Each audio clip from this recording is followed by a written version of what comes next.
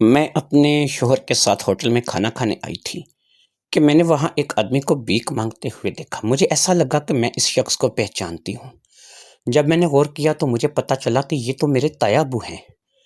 ان کے ساتھ ایک 14-15 سال کی بچی بھی تھی۔ وہ غالباً ان کی سب سے چھوٹی بیٹی تھی۔ میں تایا ابو کو جانتی تھی اور تایا ابو مجھے جانتے تھے، لہٰذا جب ان کی نظر مجھ پر پڑی تو انہوں نے نظریں چرا لیں۔ ظاہری بات ہے کہ اس وقت وہ بھیک مانگ رہے تھے اور ایسی صورت میں وہ مجھے ساتھ نظریں نہیں ملا سکتے تھے۔ مجھے بڑی اچھی طرح سے یاد ہے کہ میرے والد صاحب کی کبھی بھی میرے تایا ابو کے ساتھ نہیں بنی۔ میرے تایا ابو ایک بڑے بزنس مین تھے، ان کی اپنی ایک فیکٹری تھی، ایک اچھی کوٹھی تھی، گاڑیاں تھیں، سب کچھ تھا۔ پھر یہ ہے کہ میرے والد صاحب کی میرے تایا ابو کے ساتھ راہیں بالکل جدا ہو گئیں۔ ہم ایک مڈل کلاس فیملی سے تعلق رکھتے تھے، ہم اتنے زیادہ امیر نہیں تھے جتنے کہ زیادہ تایا ابو تھے۔ انہوں نے کبھی بھی ہمیں بالکل نہیں پوچھا۔ میرے ابو کی ڈیتھ ہوئی تو وہ آئے ضرور تھے، لیکن میرے ابو کی ڈیتھ پہ وہ بس تھوڑی دیر رکے تھے اور تھوڑی دیر کے بعد وہ اپنے کام سے روانہ ہو گئے تھے۔ ایسے میں ظاہری بات ہے کہ ہم لوگوں کو دکھ تو لگا تھا کہ تایا جو کہ والد کی جگہ پر ہی ہوتا ہے اور والد کا بھی بڑا بھائی ہوتا ہے، وہ آیا اور اپنے بھائی کے جنازے کو بس کندھا دے کر کے چلا گیا۔ یہ بات ظاہری بات ہے کہ دکھ کی ہوتی ہے اور یہ دکھ جو ہے وہ ہمارے اندر تھا۔ اس بات کو لے کر بھی ہم نے کبھی تایا ابو سے رابطہ کرنے کی کوشش نہیں کی۔ میرا بڑا بھائی نعیم اور میں، ہم دونوں ہی تو تھے اور ہمارے والدین نہیں رہے تھے۔ والدین کے مرنے کے بعد نعیم نے میری شادی آصف سے کرا دی اور میں آصف کی بیوی بن کر کے آ گئی۔ آصف ایک چھوٹا موٹا بزنس مین تھا، گھر اپنا تھا اور ہم لوگ اتنا کما لیتے تھے کہ آسانی سے اپنی زندگی کو بسر کرنے لگے۔ آصف کے پاس ایک گاڑی بھی تھی، بہت بڑی گاڑی نہ صحیح لیکن ایک اچھی گاڑی تھی، اور اس میں آصف کے ساتھ اپنے مکان میں، یعنی کہ جو آصف کا خود کا اپنا مکان تھا، کرائے کا مکان نہیں تھا، اس میں آصف کے ساتھ رہنے لگی۔ پھر اللہ تعالیٰ نے میرے اوپر کرم کیا اور مجھے یک کے بعد دیگرے اللہ تعالیٰ نے 3 بیٹیوں سے نوازا اور میں 3 بیٹیوں کی ماں بن گئی۔ وقت گزرتا رہا اور اسی طریقے سے معاملات چلتے رہے۔ پھر یہ وقت آیا کہ میں آج اپنے شوہر کے ساتھ ہوٹل میں کھانا کھانے کے لیے آئی تھی۔ دوپہر کا وقت تھا اور اس وقت ہم اپنی بیٹیوں کو اسکول لینے کے لیے جا رہے تھے کہ راستے میں ہم لوگوں کو بھوک نے بہت زیادہ تنگ کیا۔ ابھی چھٹی ہونے میں تقریباً آدھا گھنٹہ باقی تھا تو میں نے اپنے شوہر آصف سے کہا کہ بھوک بہت زوروں کی لگی ہوئی ہے۔ راستے میں ہی یہ ریسٹورنٹ پلٹا تھا اور یہاں پر ہم لوگوں نے اچھے سے کھانے کا آرڈر دیا اور ہم کھانا کھانے لگے۔ لیکن میں کھانا کھا رہی تھی کہ میری نظر تایا ابو پر پڑی اور میں نے تایا ابو کو دیکھا کہ وہ نازنین کے ساتھ، جو کہ سب سے چھوٹی بیٹی تھی، اس وقت اس ہوٹل میں بھیک مانگ رہے تھے۔ مجھے دیکھ کر کے وہ جلدی جلدی ہوٹل سے باہر چلے گئے۔ آصف تایا ابو کو نہیں جانتے تھے لیکن میں تو تایا ابو کو پہچانتی تھی۔ میں نے آصف سے 1 منٹ آنے کا کہہ کر کے وہاں سے اٹھنا مناسب سمجھا اور میں وہاں سے اس ہوٹل سے باہر نکل آئی۔ جب میں باہر نکلی تو میں نے دیکھا کہ وہ زیادہ دور نہیں گئے تھے، کچھ ہی فاصلے پر وہ ایک طرف جاتے ہوئے نظر آ رہے تھے۔ میں ان کے پیچھے گئی اور میں نے جا کر کے ان کا ہاتھ پکڑ لیا۔ ظاہری بات ہے کہ وہ میرے تایا ابو تھے اور میں انہیں پہچاننے میں بالکل غلطی نہیں کر رہی تھی۔ وہ میرے تایا کے کوئی ہم شکل نہیں تھے، اور سب سے بڑی بات یہ ہے کہ چلو ایک شخص کا تو ہم شکل ہو سکتا ہے، 2 کے نہیں ہو سکتے تھے۔ اگرچہ ان کی ہمارے ساتھ اتنی ملاقات نہیں تھی لیکن نازنین کو بھی میں نے پہچان لیا تھا۔ نازنین ان کی سب سے چھوٹی بیٹی تھی جو کہ اس وقت 14-15 سال کی تھی۔ میری خود کی بیٹی اس وقت 15 سال کی تھی اور 9ویں کلاس کی طالبہ تھی۔ اب خود اندازہ لگا لیجئے کہ کتنے عرصے بعد میں تایا ابو سے ملاقات کر رہی تھی، یعنی کہ وہ جس وقت آئے تھے اس وقت میری شادی بھی نہیں ہوئی تھی، اور اس کے بعد میرے والدین کے مرنے کے بعد میرے بھائی نے میری شادی کروائی تھی۔ کم سے کم 18 سے 20 سال کا عرصہ تھا کہ جو میرے تایا ابو نے ہمارے ساتھ ملے بغیر گزارا تھا۔ انہوں نے بھی مجھے پہچان لیا تھا، اسی لیے تو وہ آنکھیں چرا کر کے وہاں سے نکلے تھے۔ انہوں نے بھی مجھے اچھے طریقے سے جان لیا تھا۔ اب جب میں نے جا کر کے ان کا ہاتھ پکڑ لیا تو انہوں نے مجھے کہا، فوزیہ تم؟ میں نے کہا ہاں تایا ابو، میں تو فوزیہ ہوں، لیکن آپ کو کیا ہو گیا ہے؟ کہنے لگے بس بیٹا کچھ مت پوچھو، میرے ساتھ جو گزری ہے وہ اللہ کسی دشمن کو بھی وہ وقت نہ دکھائے۔ میں نے کہا ایسا کیا ہو گیا ہے آپ کے ساتھ کہ آپ جو ہے اس قدر اس حالت میں آ گئے ہیں کہ آپ کو بھیک مانگ کر کے کھانا پڑ رہا ہے۔ انہوں نے کہا کہ بیٹا تمہیں کیا بتاؤں، میں نے اپنے بیٹے کی شادی کروائی تھی، شاہد ایک عورت کو جس سے وہ محبت کرتا تھا بیاہ کر کے لے آیا، پھر اس کے بھی بچے ہوئے اور وہ بچے بھی سیانے ہو گئے، ماشاءاللہ سے اس کی 2 بیٹیاں ایک بیٹا ہے، دونوں بیٹیاں بڑی ہیں اور ایک بیٹا جو ہے وہ چھوٹا ہے۔ میں بھی اسی گھر میں رہتا تھا، تینوں بچے مجھ سے کافی مانوس تھے۔ اس وقت تک میں ان لوگوں کو اچھا لگنے لگا کہ جب تک فیکٹری میرے پاس تھی، گھر میرے پاس تھا، سب کچھ میرے پاس تھا۔ پھر مجھ پہ پتہ نہیں کون سا زوال آنا تھا کہ میں نے اپنی فیکٹری، اپنا گھر اپنے بیٹے کے نام منتقل کر دیا۔ میں نے کہا کہ میں تو اب بوڑھا ہو گیا ہوں، اس کے بچے بھی سیانے ہو رہے تھے، اس لیے میں نے اب وہ فیکٹری، وہ گھر اپنے بیٹے کے نام کر دیا۔ جیسے ہی میں نے وہ گھر اور فیکٹری اپنے بیٹے کے نام کیا، سب کچھ جیسے ہی اس کے نام ہوا، ایک دم سے میری بہو نے آنکھیں بدل لیں۔ اس نے مجھے طرح طرح کے طعنے کسنے شروع کر دیے، طرح طرح کے الزامات لگانے شروع کر دیے، یہاں تک کہ اس نے ایک روز مجھ پر یہ الزام لگا دیا کہ میں اس کی بیٹی اسما پر بری نظر رکھتا ہوں۔ اسما کوئی بچی نہیں تھی، وہ 16-17 سال کی بچی ہے، یعنی کہ جوان لڑکی ہے۔ اس نے، ظاہری بات ہے کہ اگر میرے من میں کھوٹ ہوتا تو وہ بھی کچھ نہ کچھ کہتی، لہٰذا وہ اپنی ماں کی اس بات کو سن کر کے دنگ رہ گئی۔ اس کی ماں نے الزام لگایا تھا کہ میں اسما پر بری نظر رکھتا ہوں، اور اسما اس بات کے لیے خاموش رہی۔ کچھ دنوں تک یہ بات اسی طریقے سے چلتی رہی اور وہ طرح طرح کی الزام تراشیاں مجھ پر کرتی رہی۔ پھر میں نے شاہد سے اس سلسلے میں بات کرنے کا فیصلہ کیا، اور جب میں نے شاہد سے یہ بات کی تو شاہد نے کہا کہ دیکھیں ابو، بات یہ ہے کہ میری بیوی جو ہے وہ، میں یہ نہیں کہتا کہ یہ سچ ہے یا جھوٹ ہے، لیکن اتنا کہتا ہوں کہ کوئی ماں بھی اپنی بیٹی کو لے کر کے ایسی گھٹیا بات نہیں کر سکتی، اس نے کچھ دیکھا سنا ہوگا تو تبھی وہ ایسی بات کر رہی ہے۔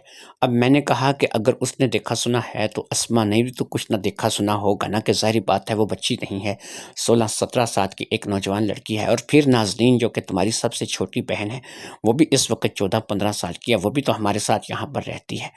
اگر اعتراض ہوتا تو نازنین کو بھی ہوتا، یا پھر اسما جو ہے اس کو بھی ہوتا، صرف تمہاری بیگم کو اعتراض ہے، یعنی کہ تمہاری بیگم کے مطابق سے جو صحیح ہے وہ صحیح ہے اور جو غلط ہے وہ غلط ہے۔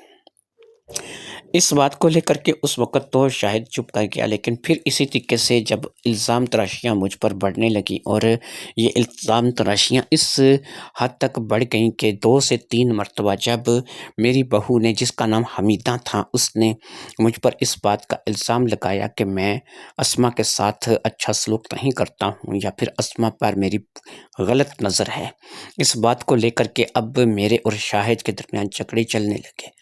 اصل معاملہ مجھے سمجھ آ رہا تھا کہ جب تک فیکٹری اور کوٹھی میرے نام تھی اس وقت تک میں ان لوگوں کا ہیرو تھا، اور جب فیکٹری اور کوٹھی جو ہے وہ ان لوگوں کے نام منتقل کرتی تو اب وہ مجھ سے جان چھڑانا چاہ رہے تھے، بس ان کو کوئی بہانہ نہیں مل رہا تھا، اس لیے انہوں نے ایسے گھٹیا الزامات مجھ پر لگانے شروع کر دیے تھے۔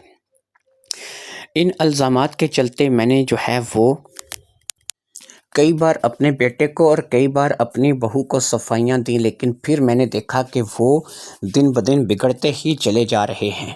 مجھے ساری صورتحال سمجھ آ رہی تھی کہ وہ اس وقت مجھ سے تنگ آ گئے ہیں، لہٰذا ایسا ہی ہوا۔ ایک روز شاہد نے مجھے صاف صاف سنا دیا کہ بھئی ایسا ہے کہ آپ اپنا کوئی ٹھکانہ کر لیں، اپنا کوئی بندوبست کر لیں، ہم اب آپ کو مزید برداشت نہیں کر سکتے۔ شاہد کی اس بات کے بعد میں نے شاہد سے بہت منت سماجت کی اور اسے کہا کہ میں کہاں جاؤں گا، اس بڑھاپے میں مجھے جو ہے وہ تم اس لیے تنہا چھوڑ رہے ہو کہ میں نے یہ کوٹھی، یہ فیکٹری تمہارے نام کرتی ہے، اگر یہ میں نے تمہارے نام نہ کی ہوتی تو آج بھی میں تمہارا فیورٹ باپ ہوتا اور تم مجھ سے اتنی ہی محبت کرتے۔ تم اپنی بیوی کے کہنے میں آ کر کے مجھے گھر سے نکال رہے ہو۔ اسما کے بارے میں وہ مجھ پہ بار بار الزام لگاتی ہے، خود اسما سے تو پوچھو کہ اسما نے کچھ ایسا دیکھا سنا ہے، کیا اسما جو ہے وہ اس بارے میں کچھ جانتی ہے؟ اگر تمہاری بیٹی ہی مجھ پر الزام نہیں لگا رہی ہے تو تم جو ہے وہ خود میرے اوپر کیوں الزام لگا رہے ہو؟ میری بات کو سنی انسنی کر دیا گیا اور مجھے جو ہے وہ گھر سے نکال دیا گیا۔ جب مجھے گھر سے نکالا گیا تو ظاہری بات ہے کہ نازنین کو میں وہاں پر نہیں چھوڑ سکتا تھا، کیونکہ میں ظاہری بات ہے کہ یہ نہیں چاہتا کہ نازنین ان کی نوکرانی بن کر کے وہاں پر رہے۔ پہلے بھی نازنین کے ساتھ کچھ اچھا سلوک نہیں ہوتا تھا، ہم دونوں گھر کے فرد نہیں تھے، سمجھ لو ملازم ہی تھے، اس لیے میں نازنین کو وہاں سے لے کر کے چلا گیا۔ ہمارے پاس کچھ خاص پیسے نہیں تھے، اس لیے جو تھے اس میں ہم نے ایک چھوٹا سا کمرہ ایک بہت ہی تھرڈ کلاس قسم کے محلے میں لے لیا اور وہاں پر ہم دونوں باپ بیٹی رہنے لگے۔ کچھ دن تو گزرے کہ ہم نے ان پیسوں کے ساتھ گزارا کیا، اور پھر جب دیکھا کہ اب ان پیسوں کے ساتھ گزارا جو ہے وہ مشکل ہو چکا ہے، اب ہمارے پاس پیچھے کچھ جمع پونجی نہیں بچی ہے، تو پھر ہم لوگوں نے، خاص طور پر میں نے کچھ محنت مزدوری کرنے کا فیصلہ کیا اور بہت سے لوگوں کے پاس جا کر کے میں نے کام مانگا۔ لیکن میری پریشانی یہ تھی کہ اگر مجھے کسی جگہ کام مل بھی جاتا تھا تو سارا دن نازنین گھر میں اکیلی رہتی تھی اور میرے آنے کا انتظار کرتی تھی۔ میں آتا تھا تو نازنین کو کھانا نصیب ہوتا تھا۔ اس وقت اس قدر بری حالت ہو چکی تھی کہ جس کا میں تمہیں بتا نہیں سکتا۔ اور پھر یہ ہے کہ مجھے کوئی مستقل نوکری بھی نہیں ملتی تھی، کبھی کبھار کام مل جاتا تھا، کبھی کبھار نہیں ملتا تھا۔ آخر کار اس صورتحال سے تنگ آ کر کے اپنا من مار کے میں نے ایک ایسا فیصلہ کیا کہ جو شاید مجھ جیسا شخص کبھی بھی نہ کرتا۔ میں نے نازنین کو کہا کہ نازنین، ایک کام ایسا ہے کہ جس میں تم سارا دن میرے ساتھ بھی رہو گی اور میری نظروں کے سامنے بھی رہو گی اور ہم لوگ اچھے پیسے بھی کما لیا کریں گے۔ نازنین نے کہا کہ کون سا ایسا کام ہے کہ جس میں ہم لوگ پیسے بھی کما لیں گے اور سارا دن میں بھی آپ کے ساتھ رہوں گی۔ تب میں نے اسے اس کام کا مشورہ دیا۔ وہ کہنے لگی کہ یہ تو بہت برا ہوگا، ہم لوگ کیا تھے، اتنی بڑی کوٹھی میں رہتے تھے، ہماری اپنی فیکٹری تھی، کیا کچھ نہیں تھا ہمارے پاس، اور آج ہم جو ہے وہ اس حالات پہ آ گئے ہیں کہ ہمیں بھیک مانگ کر کے کھانا پڑے گا۔ میں نے نازنین سے یہ کہا کہ دیکھو، حالات کے مطابق چلیں گے، ہم بھیک مانگ کر کے تھوڑے پیسے اکٹھے کریں گے، پھر اس کے بعد کوشش کریں گے کہ ہم کوئی اس سے اکٹھے کیے ہوئے پیسوں سے کچھ اپنی کوئی دکان بنا لیں یا پھر کوئی اپنا روزگار ایسا مستقل شروع کر لیں کہ جس سے ہم لوگ 2 وقت کی روٹی سکون سے گھر میں بیٹھ کے کھا لیا کریں۔ میری یہ باتیں نازنین نے سمجھ لیں اور اس نے کہا کہ ٹھیک ہے، ہم اس وقت تک یہ کام کریں گے کہ جب تک ہم 4 پیسے اکٹھے نہیں کر لیتے، اور جب 4 پیسے اکٹھے کریں گے تو پھر ہم کوئی اور کام جو ہے وہ کریں گے۔ لہٰذا نازنین اور میں اسی طریقے سے مانگنے لگے، اور آج ہم یہاں اس ہوٹل میں لوگوں سے مانگنے کے لیے آئے تھے کہ تم پر نظر پڑ گئی۔ میں نے تمہیں پہلی نظر میں ہی پہچان لیا تھا، لیکن میں کیسے کہتا کہ تم میری کیا لگتی ہو یا میں تمہارا کیا لگتا ہوں۔ اسی لیے میں نے نازنین کو یہاں سے چلنے کے لیے کہا اور ہوٹل سے باہر نکل آیا۔ اپنے تایا کی یہ دکھ بری داستان سن کر کے کہ میری تایا کی بہو نے ان کے ساتھ کیا سلوک کیا تھا، انہیں گھر سے نکال دیا تھا، اپنی بیٹی کو لے کر کے ان پہ گندے الزامات لگائے تھے، ان باتوں کو سوچ کر کے میرا من بھر آیا۔ اگرچہ میں ایک مڈل کلاس فیملی میں پلی بڑی تھی اور اب اپنے شوہر کے ساتھ ایک اچھی زندگی بسر کر رہی تھی، ایسے میں میرے تایا جیسی حیثیت تو میری نہیں تھی اور کبھی بھی نہیں تھی۔ ظاہری بات ہے کہ وہ لوگ کوٹھی بنگلوں والے تھے اور ہم لوگ چھوٹے گھروں اور مکانوں والے تھے۔ لہٰذا پھر بھی میرے دل میں آیا کہ میں اپنے تایا کو اور اپنے تایا کی اس بیٹی کو جو کہ اب اس کے ساتھ تھی، ان سڑکوں پر دھکا کھانے نہیں دوں گی، ان لوگوں کے آگے ہاتھ پھیلانے نہیں دوں گی۔ آخر ہم ایک ہی خون تھے، ایک ہی نسل تھے، اور ہم لوگوں میں ایسا نہیں تھا کہ ہم لوگ جو ہے وہ ایسا کام کرتے۔ لہٰذا میں نے اپنے تایا ابو سے کہا کہ تایا ابو، میں آپ کی بیٹی ہوں نا، آپ کیوں پریشان ہوتے ہیں؟ آپ ایسا کیجئے کہ جہاں پر بھی آپ رہتے ہیں وہاں پر جو بھی آپ کا سامان ہے اسے لے کر کے میرے ساتھ چلیے، میں آپ کو اپنے گھر لے کر کے جاؤں گی اور آپ میرے ساتھ میرے گھر رہیں گے۔ آپ کی بہو نے اگر آپ کے ساتھ اچھا سلوک نہیں کیا اور اس نے آپ کے ساتھ اچھے معاملات نہیں کیے تو میں آپ کے ساتھ، آپ کی بیٹی ہوں نا، میں آپ کے ساتھ رہوں گی۔ اتنے میں نے جو ہے آصف کو دیکھا، وہ بھی اس ہوٹل سے نکل کر کے ہماری طرف آ رہے تھے اور قریب آ کر کے کھڑے ہو چکے تھے۔ کچھ باتیں انہوں نے بھی سن لی تھی، اور جب میں نے بار بار ان کو تایا ابو کہا تو وہ سمجھ گئے کہ یہ میرے تایا لگتے ہیں۔ اب آصف نے مجھ سے پوچھا کہ کیا ماجرا ہے، تو میں نے مختصر انہیں ساری صورتحال سے آگاہ کر دیا۔ آصف ایک اچھے دل کے آدمی تھے، انہوں نے کہا کہ یار یہ تو واقعی بہت غلط ہوا ہے، ان کے ساتھ ایسا ہونا نہیں چاہیے تھا۔ اس بڑھاپے میں ان کو سڑکوں پر جو ہے وہ بھیک مانگ کر کے گزارا کرنے پڑ رہا ہے صرف اپنے بیٹے اور اپنی بہو کی وجہ سے۔ میں تو سمجھتا ہوں کہ بہو سے زیادہ اس کا بیٹا قصوروار ہے۔ اگر وہ بہو کو کینڈے میں رکھتا اور بہو ان کی جو ہے وہ اپنے شوہر کی بات مان کر کے چلتی تو ظاہری بات ہے کہ وہ کبھی بھی جو ہے ان کو گھر سے نہ نکالتا اور نہ ہی وہ ان کو گھر سے نکالتی۔ بڑے ہی ظالم لوگ ہیں کہ جنہوں نے اس بڑھاپے میں تمہارے تایا ابو کے ساتھ ایسا سلوک کیا ہے۔ اب آصف نے ایک کارڈ نکال کر کے انہیں دیا، انہیں کہا کہ دیکھیں تایا ابو، آپ ان کے تایا ابو ہیں تو میرے بھی تایا ابو ہی ہیں۔ یہ کارڈ پہ میرا نمبر لکھا ہوا ہے اور یہ ایک سادہ موبائل ہے، اس میں سم ڈلی ہوئی ہے جو میرے اپنے ہی نام ہے، یہ آپ اپنے پاس رکھ لیں، اس میں بیلنس بھی موجود ہے۔ آپ جہاں پر بھی رہتے ہیں آپ وہاں پر جائیے، اس کے بعد آپ مجھے اس نمبر پہ کال کیجئے گا جو کہ نمبر میں نے آپ کو یہ کارڈ پہ لکھا ہوا دیا ہے۔ آپ اپنا سامان وغیرہ لے کر کے میرے پاس میرے گھر آ جائیے، میں آپ کو اپنے گھر کا پورا پتہ سمجھا دوں گا۔ اس وقت ہم لوگ جلدی میں ہیں کیونکہ ہماری بچیوں کو چھٹی ہونے والی، ہم ان کا اسکول جا رہے ہیں اور وہاں سے بچیوں کو لے کر کے اسکول سے سیدھا ہم گھر چلے جائیں گے۔ ہم انتظار کریں گے، امید ہے کہ آپ آج شام تک یا شام سے پہلے جو ہے وہ ہمارے گھر آ جائیں گے۔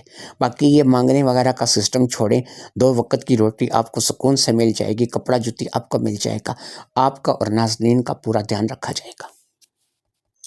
ہمیں کیونکہ جانے کی جلدی تھی، کیونکہ بچیوں کو چھٹی ہونے والی تھی، اس لیے ہم نے تایا ابو سے اجازت لی، وہ بھی ہم لوگوں کو دعائیں دیتے ہوئے رخصت ہو گئے۔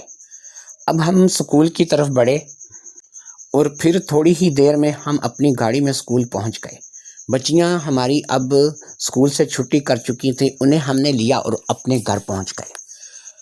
شام تک ہم تایا ابو کا انتظار کرتے رہے اور واقعی وہ شام کو ہمارے گھر آ گئے۔ ان کا تھوڑا سا سامان تھا جو کہ وہ ایک لوڈر پہ لے آئے تھے، شاید کچھ 400-500 روپے میں انہوں نے یہاں آنے کے لیے لوڈر کیا تھا۔ وہ پیسے بھی میں نے لوڈر والے کو ادا کر دیے اور پھر وہ سامان جو تھا وہ 2 چارپائییں اور کچھ بستر وغیرہ اور کچھ کھانے پینے کے برتن تھے جو کہ میں نے اپنے گھر میں ہی رکھ دیے، ایک کمرے میں میں نے وہ سامان رکھ دیا۔ اب میں نے ان کو ویلکم کیا، اپنے پاس لے کر کے گئی۔ رات کا کھانا بن رہا تھا، جیسے ہی کھانا بنا میں نے ان دونوں کو کھانا بھی پیش کر دیا۔ میرے من میں ایک بڑی بات چل رہی تھی اور وہ بات یہی چل رہی تھی کہ ان کی ظالم بہو نے ان کو نکال دیا ہے، لیکن میں ان کو یہاں پر اپنے پاس رکھوں گی۔ اس کے بعد میں نے ان کو باقاعدہ ان کا ایک الگ کمرہ دکھایا جس میں اچھا بستر تھا، سب چیزیں بچھی ہوئی تھیں اور اسی طریقے سے ان کے معاملات جو ہیں میں نے ان کے سپرد کر دیے۔ وہ ہمارے پاس اس گھر میں رہنے لگے۔ میں اس بات کو لے کر کے خوش تھی کہ میرے ماں باپ نہیں رہے، لیکن کم سے کم ایک بزرگ ہے جو کہ اب اس گھر میں آ گیا ہے۔ میری بچیاں جو کہ میں نے آپ کو بتایا کہ میری سب سے بڑی بیٹی 15 سال کی تھی، وہ بھی ان کے ساتھ بہت جلد گھل مل گئی کیونکہ انہیں بھی اس چیز کا پتہ چل چکا تھا کہ ان کے نانا ابو آئے ہیں۔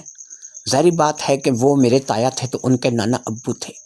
میری تینوں ہی بیٹیاں نانا ابو کے ساتھ اچھے طریقے سے جو ہے وہ جڑ گئی تھیں اور میرے تینوں بچے جو ہے وہ نانا ابو کے ساتھ اپنا وقت گزار رہے تھے، لہٰذا نانا ابو بھی ان کے ساتھ اچھے طریقے سے رہ رہے تھے۔ میں نے دیکھا تھا کہ اب ان کے چہرے سے غم اور فکر کی پریشانی کے اثرات ختم ہو رہے تھے اور اب انہوں نے اس گھر کو اپنے گھر کے طور پر اپنانے کا فیصلہ کر لیا تھا۔ شاید انہوں نے اس بات کو مان لیا تھا کہ ان کی زندگی میں یہی کچھ لکھا تھا۔ میرے من کے اندر ایک آگ تھی اور وہ آگ تھی کہ میں اس ظالم عورت سے ایک ملاقات کروں اور اس سے اس بات کے بارے میں پوچھوں کہ ایک بزرگ آدمی جو کہ اب اس عمر کے اس حصے میں ہے کہ پتہ نہیں کب اس کو بلاوا آ جائے اور تم اس کے ساتھ ایسا سلوک کر کے تمہیں آخر اس سلوک سے کیا ملا ہے؟ یہ دولت روپیہ پیسہ سب کچھ فانی چیز ہے، یہیں پر رہ جائے گی اور تم اس دولت روپے پیسے کے لیے جو ہے وہ ایک شخص کے اوپر الزام لگا کر کے اور اس قدر گندا اور گناؤنا الزام لگا کر کے اس سے گھر سے نکال رہی ہو۔ لہٰذا میں نے یہ فیصلہ کر لیا تھا کہ جیسے ہی مجھے موقع ملے گا میں اس حمیدہ بیگم سے ضرور ملوں گی کہ جس نے شاہد کے ساتھ شادی کی تھی اور شاہد جو کہ ان کا بیٹا تھا۔ میرے تایا کی 3 اولادیں تھیں، ایک سب سے بڑا بیٹا شاہد تھا جو کہ حمیدہ کے ساتھ اسی عورت کے ساتھ بیایا گیا تھا، ایک اس سے چھوٹا بیٹا تھا جس کا نام ندیم تھا، وہ سعودی عرب چلا گیا تھا اور اس نے واپس مڑ کے پیچھے نہیں دیکھا تھا اور وہ سعودی عرب کا ہو کر کے رہ گیا تھا۔ تیسری یہ بیٹی تھی نازنین، جو کہ کافی عرصے بعد پیدا ہوئی تھی۔ اس وقت یہ سب سے چھوٹی تھی، 14-15 سال کی عمر کی تھی، یعنی میری بیٹی اور اس کی بیٹی یعنی کہ میرے تایا کی بیٹی کی عمر تقریباً ایک جیسی ہی تھی۔ ایسے میں نازنین ظاہری بات ہے کہ میرے تایا کی بیٹی تھی اور سب سے آخری بیٹی تھی اور بہت دیر سے پیدا ہوئی تھی، اس لیے ابھی تک اس کی ایسی عمر نہیں تھی کہ وہ صحیح طریقے سے دنیا داری کو سمجھ سکے۔ بہرحال وہ تایا ابو کے ساتھ تھی اور اپنے باپ کے ساتھ اسے ہونا بھی چاہیے تھا۔ میں نے بھی تایا ابو کو اپنے گھر میں پناہ دے دی تھی اور وہ بہت خوش تھے۔ میرے بچے بھی بہت خوش تھے، میری بیٹیاں، میرا بیٹا بہت خوش تھے کہ ان کا بھی تایا ابو کے ساتھ یعنی کہ اپنے نانا کے ساتھ من لگ گیا تھا، اور اسی طریقے سے آصف بھی خوش تھے کہ گھر میں ایک بزرگ آ گیا ہے، اور اس بزرگ کے آنے کی وجہ سے ان کی بہت سی فکریں ختم ہو گئی تھیں۔ وقت اسی طریقے سے چلتا جا رہا تھا اور اسی طریقے سے معاملات چلتے چلے جا رہے تھے۔ نازنین بھی خوش تھی کیونکہ یہاں پر اسے کم از کم نوکرانی بنا کر کے ہم لوگوں نے نہیں رکھا ہوا تھا۔ یہ ایسا نہیں ہے کہ اسے کوئی کام نہیں کہا جاتا تھا، لیکن ایک گھر کا فرد ہونے کے ناطے بس جتنا کام اسے کہا جاتا تھا وہ اتنا ہی کر کے دیتی تھی اور ہم اس سے اتنا ہی کام لیتے تھے۔ کبھی وہ ہماری کچن میں مدد کرا دیتی تھی، کبھی صفائی میں مدد کرا دیتی تھی، اور کبھی اسی طریقے سے کوئی اور چھوٹا موٹا کام ہوتا تھا جو کہ ہم اسے بول دیتے تھے۔ ایک بات کا مجھے ملال تھا کہ میرے تایا ابو نے نازنین کو پڑھایا نہیں تھا، وہ اپنی تعلیم ادھوری چھوڑ کر اس نے صرف 7ویں تک ہی پڑھا تھا اور اس کے بعد اس بیچاری کو پڑھنا نصیب نہیں ہوا تھا۔ میں تو اب آصف کے ساتھ باقاعدہ اس بات کو بھی مشورہ کر رہی تھی کہ ہمیں نازنین کی تعلیم کو بھی آگے شروع کرنا چاہیے اور اسے بھی اپنی بچیوں کے اور اپنے بچے کے ساتھ اسکول بھیجنا چاہیے۔ اس بات کو لے کر کے آصف بھی کہہ رہے تھے کہ ٹھیک ہے، یہ سالانہ امتحان ہے، یہ ہو جانے دو تو اس کے بعد جو ہے وہ اسے بھی داخل کروا دیں گے۔ نازنین کو بھی اس بات کا پتہ تھا کہ ابھی جو ہے اس کا داخلہ نہیں ہو سکتا، 2 سے 3 مہینے ابھی لگیں گے، سالانہ امتحان سر پر تھے، اور جیسے ہی ظاہری بات ہے کہ یہ امتحان ہو جائیں گے، رزلٹ آئے گا، اس کے بعد نئے داخلے کھلیں گے اور نئے داخلوں پہ اسے داخل کروایا جا سکتا ہے۔ اس بات کو لے کر کے تایا ابو بھی خوش تھے کہ چلو نازنین جو ہے اسے بھی اسکول میں دوبارہ پڑھنے کا موقع مل جائے گا، اور اسی طریقے سے ہم سب ہنسی خوشی اپنی زندگی کو گزار رہے تھے۔ کچھ دن اسی طریقے سے گزر گئے اور پھر ایک روز میں آصف کے ساتھ اپنی گاڑی میں بازار گئی ہوئی تھی کہ میں نے وہاں پر شاہد کو دیکھا جو کہ اپنی بیگم کے ساتھ اپنی بڑی سی گاڑی میں بازار آیا ہوا تھا۔ شاید وہ بھی کچھ خریداری کرنے کے لیے ہی آئے تھے۔ مجھے تایا ابو کا گھر تو پتہ تھا اور مجھے اس کی فیکٹری کا بھی پتہ تھا، لیکن کبھی بھی میں نے اس طرف جانے کی کوشش نہیں کی تھی، لیکن کیونکہ میرے دل میں کافی عرصے سے یہ بات چل رہی تھی کہ مجھے جو ہے وہ اس حمیدہ بیگم سے اور اس شاہد سے پوچھنا تو چاہیے کہ انہوں نے ایسا سلوک جو ہے وہ کیوں کیا، تایا ابو کے ساتھ ایسا سلوک کرنے کا ان کا کیوں حق بنتا تھا۔ لہٰذا اس روز پتہ نہیں نہ چاہتے ہوئے بھی میں نے آصف سے کہا کہ اس گاڑی کے پیچھے اپنی گاڑی کو ڈال لو، ہمیں اسی گھر جانا ہے، اور یہی جو ہے تایا ابو کے مجرم ہے، یہی ان کا بیٹا اور یہی ان کی بہو ہے۔ آصف نے بھی جو سامان خریدنا تھا وہ گھر کا خرید لیا تھا، اس لیے اس نے اپنی گاڑی کو اسی گاڑی کے پیچھے ڈال لیا، اور پھر وہ گاڑی کافی دور ایک بہت ہی الٹرا ماڈرن کالونی میں داخل ہوئی، اور وہاں پر زیادہ تر کوٹھی ایریا تھا، یہاں پر بڑی بڑی کوٹھیاں تھیں۔ پھر وہ گاڑی ایک کوٹھی میں داخل ہو گئی۔ جیسے ہی وہ گاڑی کوٹھی میں داخل ہوئی، ہم لوگ بھی کوٹھی کے گیٹ پر پہنچ گئے۔ کوٹھی کے چوکیدار نے ہم لوگوں کو روکا اور ہم لوگوں کا نام پوچھا۔ ہم نے بتایا کہ ہم ان کے رشتہ دار ہیں اور ان سے ملنے کے لیے آئے ہیں۔ اس نے کہا آپ یہاں رکیے، میں پوچھ کر کے آتا ہوں۔ وہ گیا اور تھوڑی دیر بعد وہ واپس آیا تو اس نے کہا کہ ٹھیک ہے، آپ لوگ گاڑی اندر لے آئیے۔ ہم لوگ گاڑی اندر لے گئے اور ایک جگہ پر ہم نے گاڑی روک دی۔ ہم لوگ وہاں سے نیچے اترے اور پھر اتنی دیر میں شاہد اور حمیدہ دونوں وہاں پر آ کر کے کھڑے ہو گئے۔ حمیدہ ہمیں پہچانتی نہیں تھی کہ ہم کس حساب سے ان کے رشتہ دار ہیں، لیکن شاہد ظاہری بات ہے کہ مجھے پہچانتا تھا۔ شاہد نے مجھے پہچان لیا اور مجھے مخاطب کر کے کہا سناؤ فوزیہ، تم آج اتنے عرصے بعد ہمارے گھر کا راستہ کیسے بھول گئی؟ میں نے کہا بس شاہد بھائی، گھر کا راستہ بھولی نہیں، راستہ تو مجھے اچھی طرح سے پتہ تھا، لیکن آج بس ایک کام ہے کہ جس کام کے غرض سے میں آپ کے پاس آئی ہوں۔ کہنے لگا چلو ٹھیک ہے، اندر آؤ، بیٹھ کر کے بات کرتے ہیں۔ میں شاہد کے ساتھ اور حمیدہ کے ساتھ اندر آ گئی۔ آصف بھی ظاہری بات ہے کہ میرے ساتھ ہی آئے تھے۔ ہم لوگ ایک بڑے سے ہال میں آ گئے جہاں پر ایک بہت بڑی ٹیبل لگی تھی اور اس ٹیبل کے گرد کرسیاں لگی ہوئی تھیں۔ فوری طور پر چائے وغیرہ کا آرڈر جو ہے وہ حمیدہ نے اپنی نوکرانی کو دیا، جو کہ چائے تیار کرنے لگی اور پھر ہمارے لیے چائے وغیرہ بننے لگی۔ ہم لوگ وہاں اسی ہال میں صوفوں پر بیٹھ گئے اور وہاں پر بیٹھ کر کے ہم ہلکی پھلکی گفتگو کرنے لگے کہ اتنے میں چائے اور اس کے ساتھ کچھ سنیکس، کچھ سموسے وغیرہ اس قسم کی چیزیں جو ہیں وہ ہمارے سامنے ٹیبل پر لگا دی گئیں۔ بہرحال ہم نے چائے پی اور ساتھ ہی ساتھ ہم نے کچھ سنیکس وغیرہ بھی کھائے، اور اس کے بعد شاہد، جو کہ شاید اس بات کا منتظر تھا کہ ہم اس سے اپنے آنے کی وجہ بیان کریں گے، میں اس کی کزن تھی، ظاہری بات ہے کہ وہ مجھے بڑے اچھے طریقے سے پہچانتا تھا۔ خیر چائے پینے کے بعد اس نے ہم لوگوں کو مخاطب کیا، اس نے کہا ہاں بھی فوزیہ، اب بتاؤ کہ اتنے عرصے بعد ہماری یاد کیسے آئی؟ اس کی بیوی بھی سمجھ چکی تھی کہ میں اس کی کوئی رشتے کی کزن یا بہن لگتی ہوں، جس کی وجہ سے وہ میری عزت کر رہا ہے۔ بہرحال اس نے مجھے گھر میں آنے کی دعوت بھی دی ہے اور اپنے پاس بٹھا بھی لیا ہے۔ حمیدہ بھی وہاں پر بیٹھ گئی تھی اور شاہد بھی ہمارے سامنے بیٹھ گیا تھا۔ اب میں نے کھنکار کر گلا صاف کیا اور پھر میں نے کہنا شروع کیا، شاہد بھائی میں آپ سے ایک گلہ لے کر کے آئی ہوں۔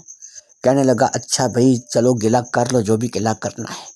میں نے کہا شاہد بھائی مجھے ایک بات بتائیں، تایا ابو کہاں ہیں؟ کہنے لگے اچھا میں سمجھ گیا کہ تم مجھ سے کیا بات کرنے آئی ہو۔ تم شاید تایا ابو سے ملی ہو، اور تایا ابو کو جو ہے وہ، کیونکہ ہم لوگوں نے اب اپنے ساتھ نہیں رکھا ہوا، شاید یہی گلہ ہے جو کہ تم ہمارے پاس لے کر کے آئی ہو۔ میں نے کہا کہ آپ کے خیال میں یہ گلہ بنتا نہیں ہے؟ ماں باپ انسان کے لیے کتنے ضروری ہوتے ہیں کہ آپ کو اس بات کا اندازہ نہیں ہے؟ اب مجھے دیکھیں کہ نہ میری ماں رہی نہ میرے باپ، اب ماں اور باپ کے چلے جانے کے بعد صرف ایک بڑا بھائی ہے، اور وہ بھی اپنے کام میں اس قدر مگن ہوتا ہے کہ مہینوں ملاقات نہیں ہوتی۔ اب ایسے میں شادی شدہ ہوں، یہ آصف ہے میرے شوہر ہے، اگر یہ نہ ہوں تو میں پتہ نہیں کہاں جاؤں۔ تو ایسے میں ایک انسان کے لیے ماں باپ بہت بڑی چیز ہوتے ہیں، اور آپ نے اپنے ہی باپ کو گھر سے نکال دیا ہے۔ کیا یہ آپ کو اچھا لگتا ہے کہ آپ اپنے باپ کو گھر سے نکال دیں؟ میں بات کر رہی تھی لیکن ابھی تک حمیدہ نہیں بولی تھی، وہ صرف سن رہی تھی۔ شاہد ہی تھا جو کہ میرے ساتھ بات کر رہا تھا۔ اب شاہد نے کہا کہ دیکھو بھی فوزیہ، ایسا ہے کہ میں بھی سمجھتا ہوں کہ ماں باپ کا کیا مقام ہوتا ہے، لیکن جب ماں باپ کچھ ایسی حرکتیں کرنے لگ جائیں، کچھ حد سے زیادہ ہی گزر جائیں، تو پھر کیا کیا جا سکتا ہے؟ اگر وہ تم سے ملے ہیں تو تمہیں انہوں نے یہ بھی بتایا ہوگا کہ کس وجہ سے ان کو گھر سے نکالا گیا ہے۔ چلو تم اپنی ہو، امید ہے کہ تم باہر بات نہیں کرو گی، کسی اور کو نہیں بتاؤ گی، اس لیے تم سے بات کر رہا ہوں کیونکہ تم میری کزن ہو، بہن ہو۔ میری ایک بیٹی ہے جو کہ 16-17 سال کی ہے، اس کے علاوہ بھی میری بیٹیاں ہیں، لیکن وہ بڑی بیٹی ہے، وہ 16-17 سال کی ہے، اس کا نام اسما ہے۔ ابھی بھی وہ یہیں کہیں ہوگی، گھر میں ہی ہے، گھر سے باہر نہیں ہے۔ اب ایسا ہے کہ اسما جو ہے اس کے ساتھ تمہارے تایا ابو کا رویہ کچھ اچھا نہیں تھا۔ بس تھوڑی بات کو بہت سمجھو، میں تمہیں کھل کر نہیں بتا سکتا، ہر ایک باپ ہوں، لیکن اتنا ہے کہ حمیدہ یہ میری بیوی ہے، اس نے کئی بار ان باتوں کو محسوس کیا۔ جب اس نے کئی بار ان باتوں کو محسوس کیا، پہلے تو یہ اس بات کو یہی سمجھتی رہی کہ چلو ایک بزرگ کا پیار ہے اپنی بیٹی کے لیے یا اپنی نواسی کے لیے، اپنی پوتی کے لیے یا اپنی دوتی کے لیے ایک بزرگ کا پیار ہے، لیکن وہ پیار جب اس کی نظروں میں کھٹکنے لگا تو تب اس نے اس بات کو لے کر کے اعتراض کیا۔ ظاہری بات ہے کہ ایک ماں ہے اور ماں اپنی اس بات کو لے کر کے اعتراض کر سکتی ہے۔ لہٰذا جب اس نے دیکھا کہ دادا اپنی پوتی کے ساتھ کچھ حد سے زیادہ ہی بڑھ رہا ہے۔ اس نے اس بات کو لے کر کے اعتراض کیا، اس نے پھر میرے باپ کو اس بات کو لے کر کے سنایا، تو انہوں نے آگے سے یہی تعویل دی کہ جو ان کا پیار ہے، یہ جو ان کی محبت ہے، وہ خالص دادا پوتی والی محبت ہے، اور میری بیگم جو ہے یہ غلط سوچ رہی ہے۔ ایک بار اس نے اس بات کو چھوڑ دیا کہ چلو ایسا ہوا ہوگا، 2 بار اس نے چھوڑ دیا کہ چلو یار یہی بات ہوگی، لیکن جب مسلسل یہی بات سامنے آتی رہی تو اس کے بعد اس نے اس بات کو لے کر کے واویلا کیا، مجھ سے بات کی، بار بار اس کی شکایت پر میں نے ابو کو سمجھانے کی کوشش کی۔ انہیں میں نے یہی کہا کہ آپ کی جو شکایت آ رہی ہے وہ قابل قبول نہیں ہے، وہ آپ کی پوتی ہے اور آپ کا اس کے ساتھ جو سلوک ہے وہ صحیح نہیں ہے، اور آپ اس پوتی کو جو ہے وہ کسی اور نظریے سے دیکھ رہے ہیں، لہٰذا بہتر یہی ہے کہ آپ اپنے آپ کو سدھار لیجیے۔ جب ان تمام باتوں کے باوجود بھی وہ نہیں سدھرے اور انہوں نے اپنی وہی حرکتیں جاری رکھیں، تو تب ہم لوگوں نے دل پر پتھر رکھ کر یہ فیصلہ کیا کہ انہیں یہاں سے اس گھر میں نہیں رہنا چاہیے۔ یہاں پر پہنچ کر جب شاہد رکا، میں نے کہا شاہد بھائی میری بات سنیں، آپ انہیں کچھ پیسے بھی تو دے دلا کر کے یہاں سے روانہ کر سکتے تھے نا، وہ تو انتہائی قسم پرسی کی حالت میں اپنی زندگی کو بسر کر رہے ہیں۔ اور پھر دوسری بات یہ ہے کہ جو بات آپ اسما کو لے کر کے کر رہے ہیں، اپنی بیٹی کو لے کر کے کر رہے ہیں، اگر ایسی کوئی شکایت ہوتی تو آپ کی بیٹی تو آپ سے شکایت کرتی نا، شکایت تو یک طرفہ ہے اور وہ صرف آپ کی بیگم نے آپ سے کی ہے۔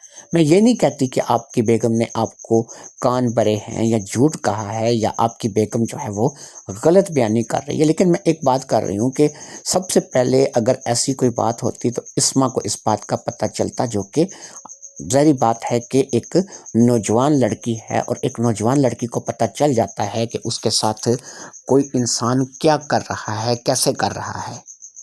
بیڈ ٹچ اور گڈ ٹچ کے بارے میں بچی کو پتہ چل جاتا ہے۔ اب پہلی بار حمیدہ نے زبان کھولی، اس نے کہا شاید آپ کو اسما کے بارے میں صحیح طریقے سے علم نہیں ہے، لہٰذا میں اب آپ کو بتانا مناسب سمجھتی ہوں۔ اسما بالکل نارمل بچی نہیں ہے، اسما ایک ایسی بچی ہے کہ جسے ہم ایک سادہ ذہن کی بچی کہہ سکتے ہیں، ایک ایسی بچی جس کا ذہن بالکل ہی عام نارمل انسانوں کی طرح نہیں ہے۔ میں یہ بھی نہیں کہوں گی کہ وہ کوئی پاگل ہے، بس یہ ہے کہ اس کا ذہن اس قدر چاقو چوبند نہیں جتنا کہ ایک عام انسان کا، میرا آپ کا ذہن جو ہے وہ کام کرتا ہے۔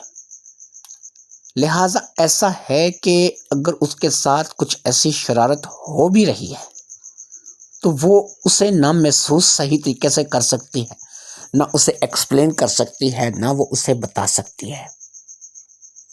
کیونکہ میں جانتی ہوں کہ میری بیٹی جو ہے وہ بہت زیادہ ذہین نہیں ہے، وہ ایک سادی بچی ہے جو کہ ایک سادہ سی لڑکی ہے، اس کا دماغ ہم جیسے لوگوں کی طرح نہیں ہے۔ اس لیے جب اس نے کوئی اعتراض نہیں کیا، میں مانتی ہوں، لیکن جب بار بار جو ہے میں نے اس چیز کو محسوس کیا، کیونکہ میں ایک ماں ہوں اور میں ماں کی نظر سے دیکھوں گی، تب میں نے جو ہے اپنے سسر کو برا بھلا کہنا شروع کیا اور انہیں اس بات کو لے کر کے سمجھانا شروع کیا۔ تب میں نے شاہد کو اس بارے میں بتایا کہ ہماری بیٹی کے سادہ پن کا، اس کے بولے پن کا، اس کے دادا، میرے سسر، ان کے والد ناجائز فائدہ اٹھا رہے ہیں۔ جب میں نے یہ بات شاہد کو بتائی، شاہد کو اس بات پہ یقین نہیں تھا، لیکن ایک ماں کی بار بار فریاد نے انہیں اس بات پر مجبور کیا کہ وہ اس بات پر یقین کریں۔ میں نے کہا دیکھیے حمیدہ بیگم، میرے آپ کے ساتھ کوئی رنجش نہیں ہے، ہم رشتہ دار ہیں۔ آپ کی بات کا ایک اور رخ بھی ہے جو کہ میں آپ سے بیان کرنا چاہوں گی، اور وہ بات کا رخ کچھ یوں ہے کہ آپ کے سسر کو یعنی کہ تایا ابو کو لگتا ہے کہ جب تک فیکٹری اور یہ کوٹھی آپ کے نام نہیں کی گئی تھی اس وقت تک وہ پرصاف تھے، نیک تھے، اچھے تھے، اور جب فیکٹری اور کوٹھی آپ لوگوں کے نام ہو گئی تو اس کے بعد آپ نے ان کو جو ہے نہ صرف کہ اس کوٹھی سے نکال دیا، گھر سے نکال دیا، ان کو کوئی پیسہ بھی نہیں دیا اور ان کو ان کے حال پہ چھوڑ دیا۔ اگر یہ فیکٹری یا کوٹھی آپ کے نام نہ ہوئی ہوتی تو پھر ان کے کہنے کے مطابق آپ کے لیے وہ ایک بزرگ بھی تھے، ایک باپ بھی تھے اور ایک دادا بھی تھے اور سب کچھ تھے۔ حمیدہ بیگم نے کہا کہ آپ کی بات دنیاوی لحاظ سے بالکل ٹھیک ہے، ایسا کہا جائے گا، سوچا جائے گا، ہر کوئی سوچنے اور سمجھنے والا انسان یہ بات کرے گا، لیکن شاید آپ کو ایک بات کا اندازہ نہیں ہے۔ جب تک یہ فیکٹری آپ کے سسر کے اختیار میں تھی، یہ فیکٹری قرضے کے نیچے دبی ہوئی تھی اور اس کا بے پناہ قرضہ تھا، یہاں تک کہ یہ اس فیکٹری کے بند ہونے کی نوبت تھی۔ جب اس فیکٹری کو شاہد نے اپنے ہاتھ میں لیا اور شاہد نے اس فیکٹری کو لے کر کے کام کرنا شروع کیا، اس نے بینک کا لون بھی اتارا، اس نے اس فیکٹری کو دوبارہ پیروں پر کھڑا بھی کیا، اس نے اس سے منافع میں لا کر کے چھوڑا۔ آج وہ فیکٹری نفع میں جا رہی ہے۔ اس بات کی تصدیق آپ فیکٹری میں جا کر کے فیکٹری ورکرز سے، وہاں کے لوگوں سے کر سکتے ہیں کہ جب آپ کے سسر کے پاس یہ فیکٹری تھی تو یہ فیکٹری قرضے میں ڈوبی ہوئی تھی اور قرضہ بھی لاکھوں میں نہیں کروڑوں میں تھا، جو کہ شاہد نے اتارا ہے۔ اس کا مطلب یہ ہوا کہ اگر کروڑوں روپے کا قرضہ شاہد نے اتارا ہے تو اب اس فیکٹری پہ کوئی نہ کوئی حق تو شاہد کا ہونا چاہیے۔ تو یہ فیکٹری اگر شاہد کے نام کی گئی ہے تو اس وقت کی گئی ہے کہ جب یہ ڈوب رہی تھی۔ شاہد نے تو اپنے نام ہو جانے کے بعد اس فیکٹری کو ڈوبنے سے ابارا ہے۔ اب یہ فیکٹری جو ہے منافع میں جا رہی ہے، اچھی جا رہی ہے، صرف شاہد کی محنت کی وجہ سے اس نے دن رات ایک کر دیا اس فیکٹری کو کسی لیول پر لانے کے لیے۔ تو ایسے میں آپ کیسے سوچ سکتی ہیں کہ ہم اس فیکٹری کو، اس کوٹھی کو، ظاہری بات ہے فیکٹری قرضے میں تھی، کروڑوں روپے کا قرض تھا تو فیکٹری کے ساتھ ساتھ کوٹھی بھی ڈوب جاتی۔ جن لوگوں نے قرضہ وصول کرنا ہے وہ ان چیزوں کی نیلامی کرا کر کے بھی ان چیزوں کا، تو ہم لوگوں نے دونوں چیزوں کو بچایا، فیکٹری کو بھی بچایا اور کوٹھی کو بھی بچایا، دونوں چیزیں بچی۔ اس کا مطلب یہ ہے کہ یہ میرے شوہر کی دن رات کی محنت تھی۔ اب جائیں، جا کر کے فیکٹری سے پتہ کر سکتے ہیں، ہمارے پاس وہ پیپر ڈاکومنٹس سارے پڑے ہیں کہ جہاں جہاں پر ہم لوگ پیسے بھرتے رہے ہیں، جہاں جہاں پر ہم لوگوں نے یہ کیا ہے۔ تو ایسے میں ہم لوگوں کی محنت کے ساتھ یہ چیزیں کھڑی ہوئی ہیں۔ اگر آج ہم اس مقام پر ہیں تو ظاہری بات ہے کہ شاہد کی دن رات کی محنت کی وجہ سے ہے۔ تو ایسے میں آپ کا یہ کہنا جی کہ صرف یہ ہے کہ جی سسر نے فیکٹری نام کر دی، کوٹھی نام کر دی، اور جو ہے یہ فیکٹری یہ کوٹھی تو ویسے ہی ان کے ہاتھ سے جا رہی تھی۔ انہوں نے کہا کہ چلو میرے ہاتھ سے تو یہ نکل ہی رہی ہے، کروڑوں روپے کا قرضہ میرے سر پہ چڑھا ہوا ہے، تو انہوں نے شاہد کے نام کی، یہ تو شاہد نے دن رات کی محنت سے اس کو بچا لیا۔ تو اس میں وہ کیسے کہہ سکتے ہیں کہ کوٹھی ان کی ہے، فیکٹری ان کی ہے، یا پھر یہ نام کرنے کے بعد ہم نے ان پر الزام لگانے شروع کیے۔ الزام لگانا ایک اور چیز تھی اور یہ کوٹھی نام ہوئی یا پھر فیکٹری نام ہوئی اور ہم نے انہیں قرضوں سے ابارا، یہ اور چیز تھی۔ لہٰذا یہ بات تو ان کی غلط ہے۔ دوسرا، اسما کا میں بتا چکی ہوں کہ وہ ایک بولی بالی سی لڑکی ہے، اسے دین اور دنیا کی کچھ خاص سمجھ نہیں ہے، وہ ایک سادہ لڑکی ہے۔ اب ایسے میں اس کے ساتھ کچھ اگر غلط کرتا ہے یا کچھ غلط ہوتا ہے تو وہ اس بات کو ایکسپلین نہیں کر سکتے۔ ہم نے اسے اسکول میں داخل ضرور کرا رکھا ہے، لیکن وہ بھی ایک اسپیشل بچوں کا اسکول ہے کہ جہاں پر بھولے بالے بچوں کو تعلیم دی جاتی ہے، جہاں تک وہ سمجھ سکتے ہیں، جہاں تک وہ سیکھ سکتے ہیں، انہیں سمجھایا اور سکھایا جاتا ہے۔ دوسرے بچے ہمارے نارمل اسکول میں جاتے ہیں، لیکن وہ ایک اسپیشل اسکول میں جاتی ہے۔ لہٰذا آپ جس بات کے بلبوتے پر ہم پر چڑھائی کر کے آئے ہیں، جس بات کو آپ لے کر کے ہمیں کہہ رہے ہیں کہ ہم نے غلط کیا ہے، یقین کریں کہ ہم نے ایک بڑا بزرگ مان کر کے، ان کو اپنا سسر، انہوں نے باپ مان کر کے ایک دفعہ نہیں 6 سے 7 مرتبہ اس بات کو اوائڈ کیا ہے، اور پھر جب گھڑا بھر گیا تو ہم رہ نہیں سکے اور ہم نے جو ہے وہی کیا جو ہمیں کرنا چاہیے تھا۔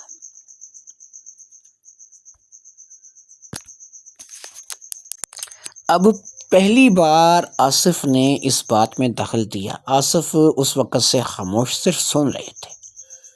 انہوں نے کہا دیکھیے بھی بات ایسا ہے کہ چلے میں آپ کی بات کو درست مان لیتا ہوں، میں خود ایک چھوٹا موٹا کاروباری آدمی ہوں، آپ جیسی شہرت تو نہیں لیکن کاروبار کرتا ہوں۔ مجھے یہ بھی پتہ ہے کہ کاروبار ڈوب بھی جاتے ہیں اور بن بھی جاتے ہیں۔ مان لیا کہ آپ نے کوٹھی پہ قبضہ نہیں کیا، مان لیا آپ نے فیکٹری پہ قبضہ نہیں کیا، یہ ڈوبے ہوئے تھے، آپ نے انہیں ابھارا، لیکن آپ کو اتنا تو کرنا چاہیے تھا۔ چلے مان لیا آپ کی بیٹی سادہ لو ہے، وہ بھولی بالی ہے، اسے نہیں پتہ چلا، آپ کو شک ہوا، ماں ہونے کے ناطے آپ نے محسوس کیا کہ ان کا رویہ ان کے ساتھ ٹھیک نہیں ہے، لیکن آپ اتنا کر سکتے تھے کہ کم سے کم انہیں سڑکوں پر دھکے کھانے کے لیے نہ چھوڑ دیں۔ ان کے ساتھ ایک 14-15 سال کی بچی ہے، اس بات کا آپ کو احساس ہے۔ قصور تو جو ہے وہ چلو مان لیا کہ ان کا تھا، اس بچی کا کیا قصور تھا؟ اب حمیدہ بیگم نے کہا چلو ٹھیک ہے، آپ کو سمجھاتی ہوں، اس بچی کا بھی سن لیجیے۔ وہ بچی مکمل طور پر اپنے باپ کو سپورٹ کرتی تھی۔ وہ بچی جو تھی اس کا رویہ ایسا تھا کہ مجھے ایسا لگتا تھا کہ باپ اسے جو ہے وہ پڑھاتا ہے، اس کے کان میں جو بات ڈالتا ہے وہ باپ کی بات کو ہی حرف آخر مانتی ہے، اور جو باپ کہہ دیتا ہے وہی بات صحیح ہے، جو باپ نے منع کر دیا وہ غلط ہے۔ یعنی کہ اس نے اس بچی کو ایسے ٹرین کر رکھا تھا۔ ہم اس بچی کو نہیں جانے دینا چاہتے تھے، رکھنا چاہتے تھے۔ ہم لوگوں اس کے لیے یہی سوچ رکھا تھا کہ اگر یہ بندہ چلا جاتا ہے تو جائے، ہم اس بچی کو اپنے پاس گھر میں رکھیں گے، یہ ہماری بیٹی کی حیثیت سے رہے گی، ہمارے پاس اس گھر میں اس بچی کے لیے جگہ ہے، کیونکہ اس بیچاری کا کوئی قصور نہیں ہے، اس نے کوئی ایسا کام نہیں کیا۔ لیکن جب اس کا باپ چلا تو وہ اس کے ساتھ ہو لی، ہم نے اسے روکنے کی پوری کوشش کی، وہ نہیں رکی، کیونکہ وہ اسی پٹی پہ چل رہی تھی جو کہ اس کے باپ نے اس کے کان میں ڈالی تھی۔ ہم نے اسے روکنے کی کوشش کی تھی، بالکل کی تھی، لیکن وہ لڑکی نہیں رکی تھی۔ دوسرا یہ ہے کہ ہم کچھ پیسے دے لا کر کے رخصت کر دیتے۔ آپ کا یہ سوال ہے کہ انہیں سڑکوں پر دھکے نہ کھانے پڑتے، ہم انہیں کچھ پیسے دے لا کر کے رخصت کر دیتے، تو آپ کی اطلاع کے لیے عرض ہے کہ ہم نے انہیں 2 لاکھ روپے دیے تھے۔ 2 لاکھ روپے دے کر کے یہاں سے ان کو نکالا تھا کہ ظاہری بات ہے کہ اس 2 لاکھ روپے میں وہ کچھ نہیں تو کسی جگہ جا کے کوئی گھر لے لیں گے، کوئی چھوٹا موٹا کام کر لیں گے، لیکن وہ 2 لاکھ روپے انہوں نے کہاں کیے، اس کو کہاں خرچ کیا، کیا کیا، یہ انہوں نے ہمیں بالکل جو ہے نہیں، ظاہری بات ہے ہمیں نہیں پتہ، لیکن ہم 2 لاکھ روپے دے کر کے ہم نے انہیں بھیجا تھا۔ میرے لیے یہ بات نہیں تھی، یہ بات مجھے طاہر ابو نے نہیں بتائی تھی۔ اب پتہ نہیں کہ یہ لوگ سچ کہہ رہے تھے یا پھر واقعی طاہر ابو نے یہ بات مجھ سے چھپائی تھی۔ آج کی ملاقات میرے خیال میں اتنی ضروری تھی، اور میں ایک بات جان چکی تھی، یا تو یہ لوگ حد سے زیادہ چتر ہیں اور اپنی ہر غلطی پر انہوں نے بڑی ہی صفائی سے پردہ ڈال لیا ہے، یا پھر واقعی تایا ابو کا قصور ہے، لیکن اب دونوں میں سے قصوروار کون تھا یہ بات میں ایسے ہی نہیں جان سکتی تھی۔ ظاہر بات ہے کہ اس بات کے لیے تصدیق کرنا لازمی تھا۔ میں اجازت لے کر کے وہاں سے اٹھ گئی اور میں نے ان لوگوں کو یہی کہا کہ بہرحال آپ لوگ جو ہے وہ اس بات کو لے کر کے کچھ نہ کچھ وچار ضرور کیجئے کہ جو آپ نے اپنے والدین کے ساتھ کیا ہے، اپنے باپ کے ساتھ کیا ہے، وہ اچھا نہیں کیا۔ شاہد نے کہا اور حمیدہ نے بھی کہا کہ بھئی دیکھو، ہم اپنے آپ کو قصوروار نہیں مانتے۔ اگر آپ کو ایسا لگتا ہے کہ ہم قصوروار ہیں تو آپ کی سوچ ہے، اس کے اوپر پابندی نہیں لگائی جا سکتی۔ لہٰذا ہم ان سے اجازت لے کر کے گھر سے باہر نکل آئے۔ اسما کو میں نے دیکھا نہیں تھا، لیکن وہاں پر کچھ تصویریں لگی ہوئی تھیں اور اس میں سے ایک ہی ایسی لڑکی تھی کہ جو 16-17 سال کی لگ رہی تھی۔ وہ واقعی ایک معصوم چہرہ، بہت ہی خوبصورت سی پیاری سی بچی تھی، شاید وہی اسما تھی۔ میں نے اسے دیکھ لیا تھا اور اس کو تصویر میں دیکھ کر تو ظاہری بات ہے اندازہ نہیں لگایا جا سکتا تھا کہ وہ ایک بولی بالی لڑکی ہے یا نہیں۔ البتہ وہ ایک معصوم صورت لڑکی ضرور تھی، ایک گوری چٹی خوبصورت معصوم صورت لڑکی تھی، اور اس کے علاوہ جو ہے کچھ نہیں۔ اب جب ہم یہاں سے نکلے تو آصف مجھے کہنے لگے کہ اب کہاں کا ارادہ ہے۔ میں نے کہا آصف ویسے تو من نہیں مانتا ان باتوں کو، لیکن اگر آج نکل ہی کھڑے ہوئے ہیں اس بات کی تصدیق کرنے کے لیے تو ذرا فیکٹری تک چلو، فیکٹری میں جا کر کے بھی پتہ کر لیتے ہیں۔ لہٰذا ہم اب اس فیکٹری کی طرف بڑھنے لگے کہ جو شاہد کی فیکٹری تھی اور پہلے تایا ابو کی ہوا کرتی تھی۔ جب ہم لوگ وہاں پہنچے تو ظاہری بات ہے کہ فیکٹری کی تمام معلومات جو ہے وہ فیکٹری کے مینیجر سے ہمیں مل سکتی تھی۔ لہٰذا مینیجر سے ملنے کی خواہش ظاہر کی گئی، جو کہ ہماری خواہش پوری کر دی گئی، اور پھر ہم تھوڑی ہی دیر میں مینیجر کے کمرے میں بیٹھے تھے۔ یہاں پر مینیجر کے ساتھ ہماری گفتگو ہوئی اور مینیجر کے ساتھ، جس کا نام امجد تھا، ہم نے تمام بات کی اور ان کو صرف یہ نہیں بتایا کہ تایا ابو کے بارے میں کیا باتیں ہیں یہ، بس ہم نے اس بات کی تصدیق کرنا مناسب سمجھی کہ تایا ابو نے جب یہ فیکٹری شاہد کو دی تھی تو اس فیکٹری کی کیا صورتحال تھی۔ یہاں پر امجد نے ہمیں کچھ ڈاکومنٹس وغیرہ دکھائے جو کہ واقعی بینک ڈاکومنٹس تھے، اور اس کے علاوہ 1-2 اور کمپنیاں تھیں جن کا قرضہ تھا۔ یہ قریب 3 سے 3.5 کروڑ روپے کا قرضہ تھا جو کہ لیا گیا تھا اس فیکٹری کے نام پر، اور اس کے علاوہ اور دیگر کچھ قرضے تھے جن کی فہرست علیحدہ تھی۔ یعنی کل ملا کر کے 6 سے 7 کروڑ روپے کا قرضہ تھا جو کہ بنتا تھا، اور یہ 6 سے 7 کروڑ روپے کا قرضہ ظاہری بات ہے کہ اس فیکٹری کے اوپر چڑھا ہوا تھا۔ اوپر سے فیکٹری میں مال نہیں تھا، مشینیں خراب تھیں، زنگ آلود تھیں، بہت سے حادثات ہو رہے تھے۔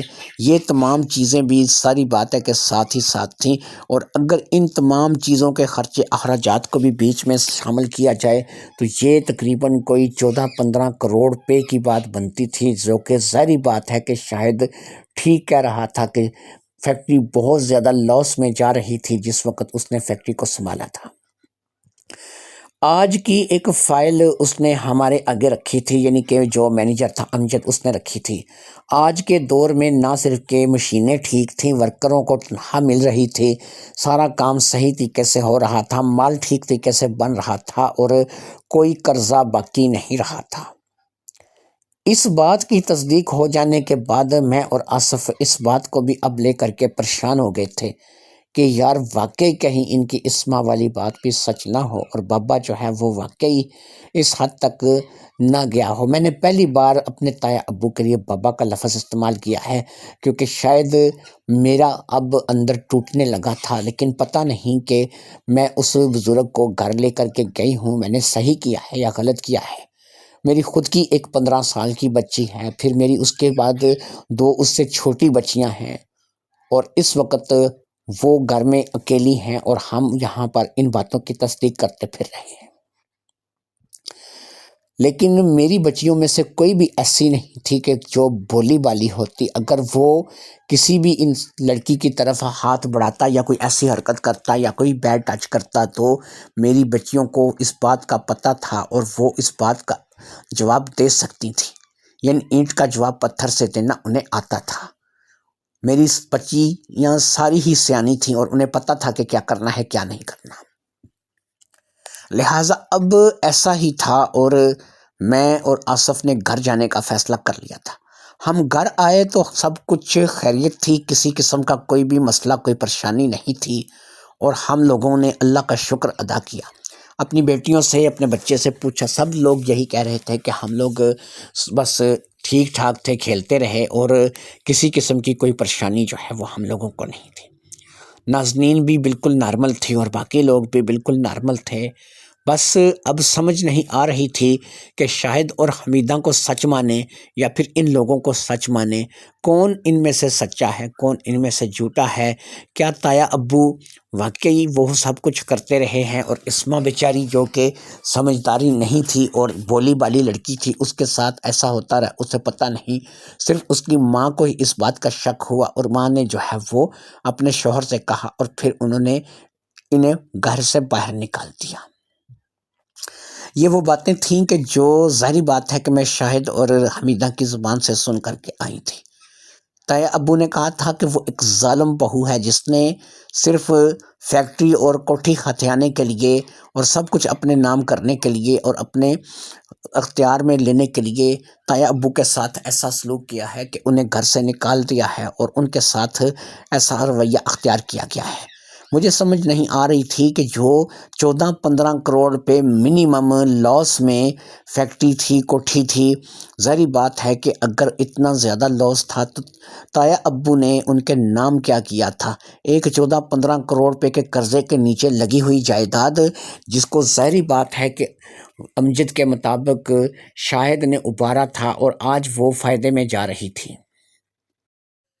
یہ وہ باتیں تھیں جو تایا ابو نے نہیں بتائی تھیں۔ میں گھر آ گئی تھی کہ مجھے ایک کال موصول ہوئی۔ میں نے اس نمبر کو دیکھا تو یہ ایک انجان نمبر تھا، میں اس سے پہلے اس نمبر کو نہیں جانتی تھی۔ ایسا تھا کہ جب ہم لوگ چلنے لگے تھے تو ہم نے شاہد اور حمیدہ کو کاٹ دیا تھا اور اپنا نمبر وغیرہ بتا دیا تھا کہ ہمارے ساتھ اگر رابطہ کبھی کرنا ہو تو ان نمبروں پر رابطہ ہو سکتا ہے۔ لہٰذا میں نے اس کال کو یس کیا اور جیسے ہی کان سے لگایا دوسری طرف سے حمیدہ کی آواز سنائی تھی۔ اس نے کہا کہ میں تم سے اس وقت بات نہیں کر سکی کیونکہ آصف بھی تمہارا شوہر بھی ساتھ تھا اور پھر شاید بھی میرے ساتھ بیٹھے تھے۔ میں تمہیں ایک بات کرنا چاہتی ہوں، ہو سکے تو اپنے سسر کے کمرے میں ایک کیمرہ لگا دو، اور اگر کیمرہ نہیں لگا سکتی تو کم از کم ایک موبائل جس میں کوئی سم نہ ہو، اس کا کیمرہ آن کر کے کسی ایسی جگہ رکھو جہاں پر تمہارے سسر کے کمرے کی ریکارڈنگ ہو سکے۔ میں نے کہا تم ایسا کیوں کرنا چاہتی ہو؟ اس نے کہا کہ میں نے کہا نا کہ ایک بات ایسی ہے کہ جو اس وقت میں نہ آصف کے سامنے اور نہ شاہد کے سامنے تمہیں نہیں بتا سکتی تھی۔ جب تم یہ کرو گی تو اس کے بعد تمہیں بہت جلد اس کا رزلٹ مل جائے گا۔ یا تو چھپا کر وہاں پر کوئی موبائل رکھ دو جس کا کیمرہ آن کر دو اور اس کا رخ جو ہے وہ ایسی جگہ پر ہو کہ جہاں سے تمہارا سسر، تمہارے تایا ابو اور میرا سسر جو ہے اس کا سارا سسٹم، اس کے ساری چارپائی وغیرہ دکھائی دے، یا پھر وہاں پہ کوئی ایسا کیمرہ لگاؤ کہ جس کیمرے کی مدد سے سب کچھ دکھائی دے۔ حمیدہ کی اس بات نے مجھے پریشان کر دیا تھا۔ اتنا کہہ کر کے حمیدہ نے فون بند کر دیا تھا۔ میں جاننا چاہتی تھی کہ ایسی کون سی بات ہے کہ جس کو لے کر حمیدہ نے مجھے اشارہ دیا تھا، لیکن میں حمیدہ کا اشارہ ابھی تک سمجھ نہیں پائی تھی۔ پتہ نہیں کیا تھا، لیکن کچھ تھا ضرور جس کے لیے اس نے مجھے ایسا کرنے کو کہا تھا۔ خیر میرے پاس اس وقت CCTV کیمرے یا کوئی کیمرے کی سہولت تو موجود نہیں تھی، لیکن میرے پاس ایکسٹرا موبائل ضرور موجود تھا کہ جس سے میں ایک ایسی جگہ پر رکھ سکتی تھی کہ وہ برتنوں کے بیچ میں پڑا ہوا دکھائی بھی نہیں دے گا اور اس کا کیمرے کا رخ بھی بالکل سیدھا تایا ابو کی چارپائی کی طرف رہے گا۔ لہٰذا میں نے اس جگہ پر کیمرے کو ایسے سیٹ کر کے رکھ دیا۔ میموری بہت زیادہ تھی، اس لیے اگر وہ دن بھر رات بھی چلتا رہے تو کوئی پریشانی نہیں تھی۔ کیمرہ میں نے آن کر کے رکھ دیا تھا، اس کو باقاعدہ میں نے آن کر دیا تھا۔ فلیش لائٹ آن نہیں تھی کیونکہ اگر فلیش لائٹ آن ہوگی تو اس میں ظاہری بات ہے کہ 1 منٹ سے پہلے پتہ چل جائے گا کہ یہاں پر کوئی ریکارڈنگ ہو رہی ہے۔ وہ مسلسل ریکارڈنگ چل رہی تھی، اور پھر یہ ریکارڈنگ خاص طور پر مجھے، جیسا کہ حمیدہ نے کہا تھا کہ رات سے پہلے اس کو لگا دینا، میں نے رات سے پہلے اس ریکارڈنگ کو لگا دیا تھا، اور پھر اسی طریقے سے وہ رات میں نے کسی نہ کسی طریقے سے گزار لی تھی۔ اگلے روز صبح میں نے تایا ابو کو اور ناظرین کو اٹھایا، پھر ناشتہ وغیرہ دیا، اور اسی طریقے سے میں اپنے روزمرہ کے کاموں میں مگن ہو گئی۔ مجھے اس وقت تک موبائل کا جو ہے وہ خیال نہیں رہا تھا۔ تقریباً 10 سے 11 بجے کے قریب مجھے خیال آیا کہ میں نے تو موبائل ریکارڈنگ پہ لگایا تھا، اور اس کی ریکارڈنگ جو ہے وہ ظاہری بات ہے کہ جو بھی ہوئی ہوگی وہ ابھی تک وہاں پر چل رہا ہوگا، کیونکہ مجھے اس میں کسی قسم کا مسئلہ نہیں تھا، لہٰذا میں نے اس ریکارڈنگ کو اب سننے اور دیکھنے کا جو ہے وہ ارادہ کر لیا تھا۔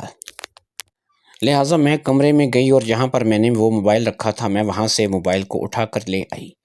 ظاہری بات ہے کہ اس نے ساری رات جو ہے وہ ریکارڈنگ چلائی تھی، اور ساری رات کا وہ ریکارڈنگ ہو رہا تھا، اور ساری رات وہ چلتی رہی تھی۔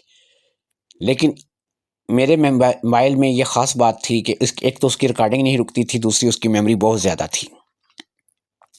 لہٰذا میں اسے لے کر کے اپنے کمرے میں آ گئی، اور پھر میں نے اپنے کمرے میں اس موبائل کی ریکارڈنگ کو چیک کرنا شروع کر دیا۔ شروع میں تو بالکل جو ہے ایسا لگ رہا تھا کہ کچھ بھی نہیں، اور میں اس کو چیک کرتی چلی گئی، اور قریب میں اسے اتنا چیک کر چکی کہ تایا ابو کمرے میں آ چکے تھے، ناظرین کمرے میں آ چکی تھی، دونوں اپنے اپنے بستر میں جا کر کے سو چکے تھے، اور پھر دونوں جو ہے وہ اسی طریقے سے اپنے اپنے بستروں میں سو گئے۔ کافی دیر تک تو پھر میں اس کو آگے کرتی رہی، ان کا سونا ہی چلتا رہا، اور وہ سوئے رہے۔ قریب مجھے ایسا لگا کہ رات کے 1:30 سے 2 بجے کے ٹائم تایا ابو اپنی چارپائی سے اٹھے، اور اٹھ کر کے وہ ناظرین کی چارپائی کی طرف بڑھے۔ مجھے تھوڑا عجیب سا لگ رہا تھا، لیکن یہاں سے ہی میرے خیال میں صحیح ویڈیو سٹارٹ ہوئی تھی۔ وہ ناظرین کی چارپائی کے پاس گئے، اور انہوں نے ناظرین کو باقاعدہ جو ہے وہ ہلا کر کے اٹھایا۔ ناظرین بھی اٹھ کر کے بیٹھ گئی۔ رات کے 1:30 سے 2 بجے کا اندازاً ٹائم رہا ہوگا کہ جس وقت یہ کام ہو رہا ہے۔ ناظرین بھی اٹھ کر کے بیٹھ گئی۔ تایا ابو نے اسے اپنے پاس آنے کے لیے کہا، اور وہ اٹھ کر کے تایا ابو کی چارپائی کی طرف چلی گئی، اور وہ دونوں اکٹھے اس چارپائی پر لیٹ گئے۔ اس کے بعد وہ ناظرین کو جو کہتے رہے وہ مانتی رہی، کرتی رہی، اور اسی طریقے سے ان کے درمیان ایک کھیل شروع ہوا، اور اس کھیل کو دیکھ کر کے میں دنگ رہ گئی۔ یہ کام کافی دیر تک جاری رہا۔ میں اس ریکارڈنگ کو دیکھتی رہی، اور پھر تقریباً کافی دیر کے بعد ناظرین اٹھ کر کے دوبارہ اپنی چارپائی پر چلی گئی، اور پھر میرے تایا ابو جو تھے وہ سونے کے لیے لیٹ گئے، اور تھوڑی دیر میں ناظرین بھی سو گئی، اور وہ بھی سو گئی۔ یہ وہ بات تھی کہ جو شاید حمیدہ نے نوٹ کر لی تھی، یا دیکھ لی تھی، یا پھر اس نے بھی ایسے ہی کوئی ریکارڈنگ کر لی تھی، جو کہ آج اس نے مجھے فون کر کے کہا تھا کہ ایسا کر کے دیکھو۔ اب اس ریکارڈنگ کے بعد ساری کہانی مجھے سمجھ آ چکی تھی۔ ظالم بہو نہیں تھی، بلکہ وہ جو کہہ رہی تھی وہی سچ تھا۔ واقع اسما جیسی معصوم بھولی بالی لڑکی اس شخص کی درندگی کا شکار ہوئی ہوگی، یا پھر اس شخص نے کوئی ایسی حرکت ضرور کی ہوگی کہ جس کو لے کر کے ایک ماں پریشان ہوئی تھی، اور اس نے اپنے شوہر سے کہہ کر کے وہی کیا تھا جو کہ اسے کرنا چاہیے تھا۔ آج مجھے بھی یہ بات سمجھ آ گئی تھی، اور شکر ہے کہ وقت سے پہلے سمجھ آ گئی تھی۔ میں نے یہی فیصلہ کیا تھا کہ اب اس کا میں حل نکالوں گی، اور میں نے اس کا حل نکالنے کا فیصلہ کر لیا تھا۔ میں نے کسی کو کچھ بھی نہیں بتایا تھا۔ میں چپ چاپ جو ہے اب اس بات کا حل نکالنا چاہتی تھی، کیونکہ میں چاہتی تھی کہ جو قصوروار ہے اس سے اس کے قصور کی سزا ملے۔ لہٰذا میں نے وہی کیا تھا جو مجھے اس حال میں کرنا چاہیے تھا۔ اس سب کو دیکھنے کے بعد میں نے ایک فون کیا تھا۔ اس فون کے بعد میں اپنے کمرے سے نکل آئی، اور پھر میں بالکل ایسے نارمل بیہیو کرنے لگی کہ جیسے کچھ ہوا ہی نہیں ہے۔ قریب 1 گھنٹہ گزر گیا کہ آصف گھر میں داخل ہوئے، اور آصف کے ساتھ ساتھ پولیس بھی تھی۔ یہ پولیس میں نے ہی کال کی تھی، اور آصف کو میں نے اس ویڈیو کے بارے میں سب کچھ بتایا تھا۔ اسف گھر سے جا چکے تھے اور میں اپنے بچوں کے ساتھ گھر میں اکیلی تھی، اس لیے میں نے کچھ بھی محسوس نہیں ہونے دیا تھا۔ اب جیسے ہی پولیس آئی، ظاہری بات ہے چور کو اس کی چوری کا پتہ چل جاتا ہے۔ پولیس نے فوری طور پر میرے تایا ابو کو دھر لیا اور پھر پولیس انہیں اپنے ساتھ لے گئی۔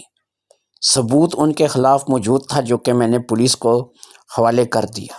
نازنین کو بھی ساتھ لے کر کے گئے اور ہم لوگ بھی ان کے ساتھ ہی تھانے چلے گئے تھے۔ بچیوں کو میں نے ایک دفعہ پھر اکیلے گھر چھوڑ دیا تھا۔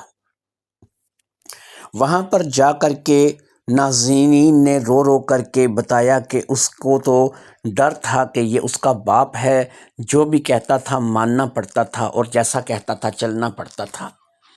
تھانے دار نے اس بات کے ساتھ کہ اگر تمہاری آج کے بعد کوئی شکایت آئی تو تمہارے لیے بہت برا ہوگا، نازنین کو چھوڑ دیا، کیونکہ باپ کا ڈر ہونا ایک فطری امر ہے۔ اور اسی بات کو ظاہری بات ہے کہ نازنین کے دماغ میں باپ نے اپنا ڈر بٹھا دیا تھا کہ وہ باپ کی کسی بات کو انکار نہیں کرتی تھی اور جو باپ کہتا تھا ویسا کرتی تھی، وہ اپنے باپ سے ڈرتی تھی۔